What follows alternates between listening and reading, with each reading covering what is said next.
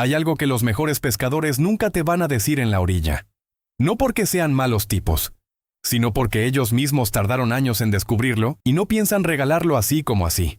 Lo que voy a contarte hoy no lo encontrarás en ninguna tienda especializada, no está en el catálogo de ninguna marca importada y definitivamente no aparece en los videos patrocinados que te recomiendan gastar más cada temporada. Todo empezó en mi cocina, un martes por la tarde, con 2 ingredientes que cualquiera tiene en casa. Ingredientes que probablemente tú también tienes ahora mismo, a menos de 10 pasos de donde estás sentado. ¿Alguna vez llegaste al agua con todo el equipo correcto y te fuiste con las manos vacías? Yo sí. Muchas veces. Y lo peor no era volver sin peces. Lo peor era ver a otro pescador, a pocos metros, levantando capturas una tras otra con una caña que parecía sacada de otro siglo. Eso te hace pensar, ¿qué sabe él que yo no sé? ¿Por qué funciona algo tan simple mientras yo fallo con lo más moderno del mercado? Esa pregunta me persiguió durante meses, y la respuesta no vino de ninguna revista de pesca ni de ningún foro especializado. Vino de mi cocina. Si quieres seguir descubriendo este tipo de conocimiento que la industria prefiere que no conozcas, suscríbete ahora al canal. El día que lo descubrí no tenía tiempo para ir a la tienda. Llevaba semanas pensando en una idea que había leído en las notas viejas de mi abuelo, unas hojas amarillas escritas a mano que encontré en una caja de cartón. Él no compraba cebo, nunca. Decía que era un gasto absurdo para algo que podías preparar tú mismo en 5 minutos. En esas notas había referencias a mezclas, a consistencias, a comportamientos del agua, cosas que ningún manual moderno menciona. Así que ese día decidí probar. Agarré lo que tenía, 2 ingredientes. Nada exótico, nada que requiriera pedido online. Los mezclé sin demasiadas expectativas, ajusté la textura siguiendo las anotaciones del cuaderno, formé una bolita pequeña y la observé en un vaso con agua. Lo que pasó en los siguientes 20 segundos me dejó completamente quieto. La mezcla no se deshizo, se mantuvo firme, pero al mismo tiempo empezó a liberar algo en el agua, una nube fina, casi imperceptible, que se extendía despacio desde el centro hacia los bordes del vaso. Y en ese momento entendí que había algo ahí que valía la pena llevar al río. ¿Qué eran esos 2 ingredientes? Eso lo verás en el próximo bloque. Pero antes, necesitas entender por qué funciona. Porque si solo tienes la receta sin el contexto, vas a usarla mal como le pasa al 90% de la gente que prueba cebos caseros. El secreto no está solo en los ingredientes. Está en cómo se comportan juntos dentro del agua, en cómo interactúan con la corriente, con la temperatura, con los sentidos del pez. Imagina por un momento que llegas al río al amanecer. El aire todavía está frío, el agua quieta, la luz apenas empieza a tocar la superficie. Sacas tu preparación del bolsillo, formas una bolita entre los dedos, sientes la textura firme pero moldeable, y la colocas en el anzuelo con la confianza de quien sabe lo que está haciendo. Lanzas. El cebo cae, se hunde despacio, y en el momento en que toca el fondo, empieza a trabajar. Los pescadores antiguos no tenían tecnología, no tenían tutoriales, tenían observación, paciencia y conocimiento transmitido en voz baja de generación en generación. Ese conocimiento estuvo a punto de desaparecer, pero no desapareció del todo, está aquí. Y en el siguiente bloque, voy a contarte lo que ocurrió la primera vez que llevé esa mezcla al río y por qué desde ese día no volví a pescar de la misma manera. Llegué al río ese sábado con una bolsita de plástico en el bolsillo y una mezcla que nadie a mi alrededor habría reconocido como cebo. El hombre que estaba a mi derecha llevaba una caja entera de cebos artificiales ordenados por color y tamaño. A mi izquierda, otro pescador acomodaba sobre una piedra plana 3 tipos distintos de anzuelos importados y un bote de masa comercial que había comprado la tarde anterior. Yo tenía mi bolsita, nada más. Durante la primera media hora no pasó nada especial. Los 3 esperábamos. El río sonaba suave, el agua oscura reflejaba las copas de los árboles, el frío de la mañana todavía estaba pegado a la ropa. Entonces el hombre de la derecha sacó el teléfono y empezó a buscar vídeos sobre técnicas de pesca. El de la izquierda cambió de cebo por segunda vez. Yo no hice nada, solo esperé. A los 40 minutos noté el primer movimiento en mi línea. Suave, casi imperceptible. Luego otro. Luego una tensión clara. Levanté la caña y sentí el peso del pez al otro lado. No era enorme, pero era real. Lo saqué, lo miré un momento y lo devolví al agua. El hombre de la derecha me miró. No dijo nada, pero bajó el teléfono. Eso me hizo recordar algo que mi abuelo repetía siempre. Decía que el pez no entiende de marcas, el pez entiende de señales, y un buen cebo es simplemente uno que manda las señales correctas en el momento correcto. Esa frase, que de niño me parecía demasiado simple para ser útil, de repente tenía todo el sentido del mundo. ¿Cuánto tiempo llevas pescando con lo que la tienda te dice que uses? ¿Cuántas temporadas has invertido en equipos que prometían resultados y no llegaron? No te estoy culpando. A todos nos pasó lo mismo. Nos enseñaron a confiar en el producto y a desconfiar del conocimiento propio. Nos convencieron de que sin el cebo correcto, sin la marca correcta, sin el equipo correcto, no éramos pescadores de verdad. Pero ese sábado en el río entendí algo que cambió mi perspectiva por completo.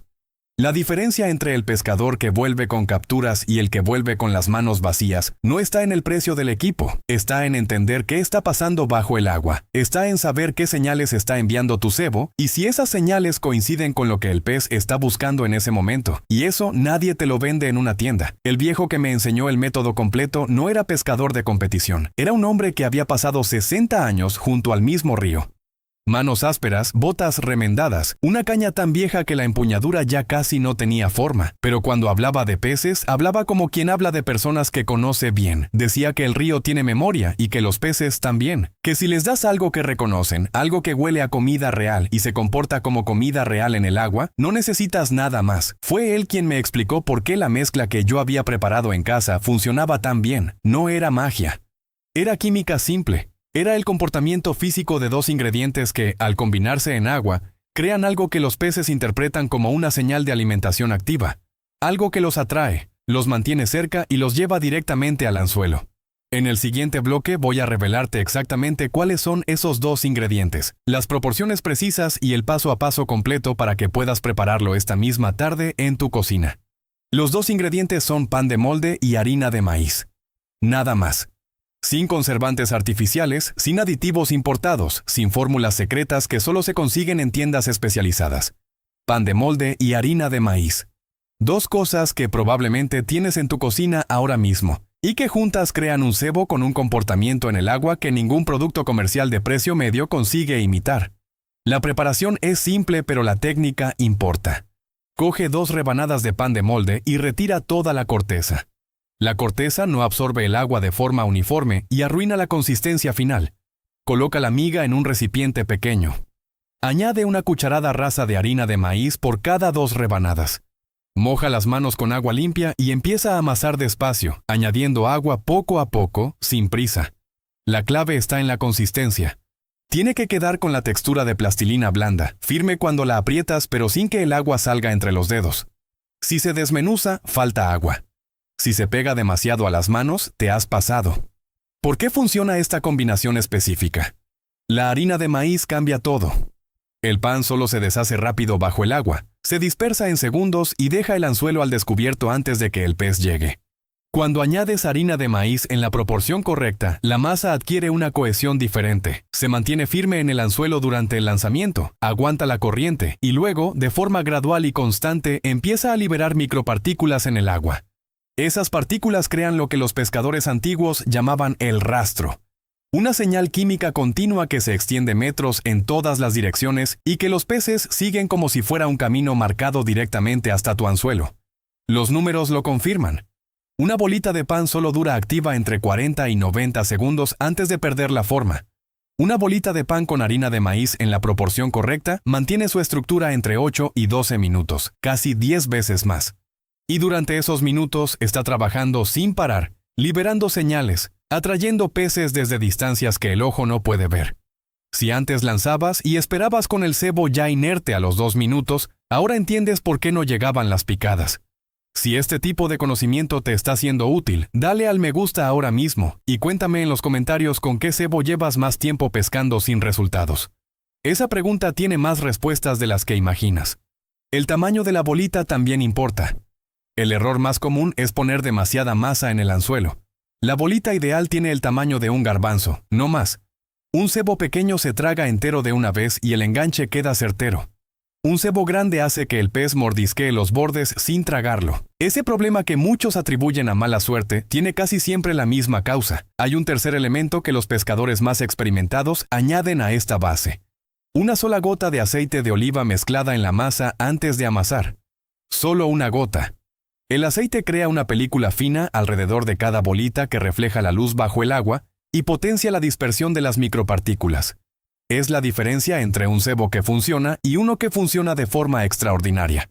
En el siguiente bloque vas a entender por qué este conocimiento lleva décadas escondido y cuánto dinero has estado dejando en tiendas por algo que puedes preparar tú mismo por céntimos. Piensa en lo siguiente. Una bolita de pan con harina de maíz cuesta menos de 2 céntimos. Un bote de masa comercial de cualquier marca mediana cuesta entre 4 y 8 euros y rinde para 2 o 3 salidas si tienes suerte. Un cebo artificial de importación puede costarte entre 15 y 50 euros. Y todos ellos, en el mejor de los casos, hacen exactamente lo mismo que tu mezcla casera. En el peor de los casos, la hacen peor. Entonces, la pregunta es obvia. ¿Por qué nadie te lo dijo antes? ¿Por qué ninguna revista de pesca publica esta receta? ¿Por qué los programas de televisión dedicados a la pesca deportiva no dedican ni un minuto a explicar esto? La respuesta no tiene nada de misteriosa. Tiene que ver con dinero y con quién paga los anuncios. Una tienda de pesca no gana nada enseñándote a preparar cebo en casa. Un fabricante de cebos artificiales pierde ventas directas si sus clientes descubren que la alternativa casera funciona igual o mejor. Un canal patrocinado por marcas de equipos no va a emitir contenido que convenza a su audiencia de gastar menos. El sistema entero está diseñado para mantenerte comprando, no porque seas ingenuo, sino porque el sistema es muy bueno en lo que hace. Calcula un momento lo que esto significa en tu caso. Si sales a pescar 20 veces al año y gastas de media 5 euros en cebo por salida, son 100 euros anuales solo en cebo. Con esta mezcla casera, esas mismas 20 salidas te cuestan menos de 2 euros en total. La diferencia es de 98 euros al año. En 5 años son casi 500 euros que han ido a parar a tiendas por algo que podías hacer tú mismo en 5 minutos con lo que ya tenías en casa. Y eso es solo el cebo. Sin contar anzuelos de última generación que no mejoran el resultado, sin contar líneas especiales que en agua dulce no marcan ninguna diferencia, sin contar todos los complementos que el mercado coloca estratégicamente en el camino del pescador que quiere mejorar sus capturas. La indignación que sientes ahora mismo al leer esto es exactamente la misma que yo sentí ese sábado en el río, cuando el viejo me explicó con calma por qué llevaba décadas usando la misma mezcla sin cambiar nada. El conocimiento desapareció de forma gradual. No hubo un momento concreto en que alguien decidiera ocultarlo. Lo que ocurrió fue más sutil. Las revistas necesitaban anunciantes para sobrevivir. Los anunciantes vendían equipos.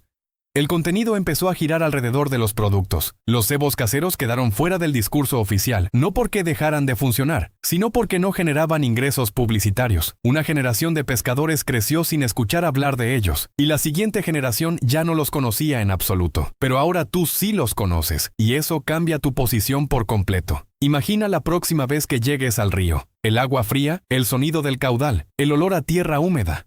Abres tu bolsa y sacas una pequeña porción de masa que preparaste en casa esa misma mañana. La amasas entre los dedos un momento, formas la bolita, la colocas en el anzuelo, lanzas, y mientras el pescador de al lado abre su caja de cebos de importación y busca cuál usar hoy, tú ya tienes el tuyo en el agua, trabajando, enviando señales, atrayendo peces. Esa ventaja no la da el dinero, la da el conocimiento.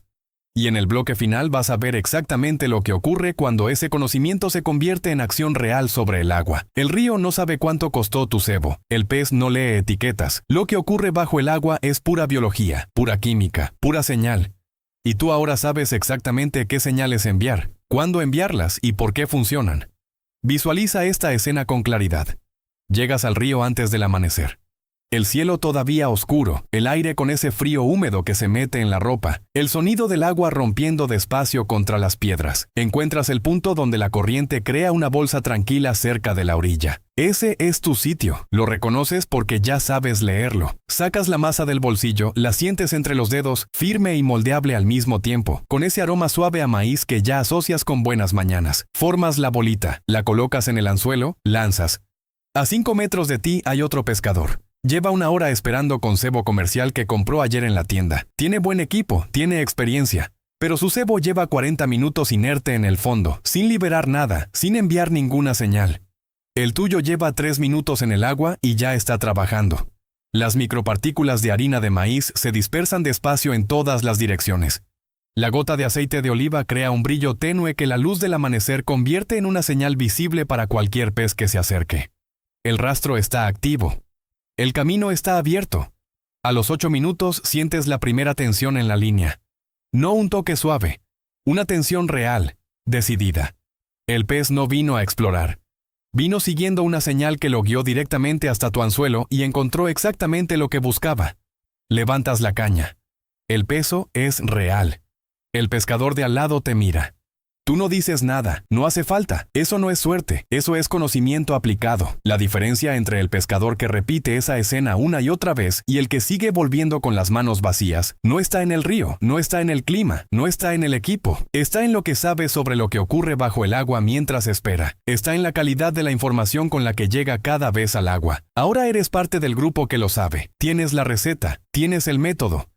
Tienes el contexto que explica por qué funciona y por qué nadie te lo había enseñado antes. Lo único que queda es que lo pongas en práctica esta semana, en la próxima salida, con lo que ya tienes en casa. Cada salida que hagas a partir de ahora va a ser diferente. No porque el río haya cambiado, sino porque tú ya no eres el mismo pescador que llegaba con la caja llena de productos caros y volvía sin entender qué había fallado. Ahora llegas con criterio, con método, con la seguridad de quién sabe exactamente qué está haciendo. Esa seguridad se nota en cada lanzamiento, en cada momento de espera junto al agua, y los resultados, con el tiempo, te van a dar la razón. Si este contenido te dio algo que no encontrabas en otro sitio, suscríbete ahora al canal y activa la campanita para no perderte lo que viene. Dale al me gusta si quieres que sigamos rescatando este tipo de conocimiento.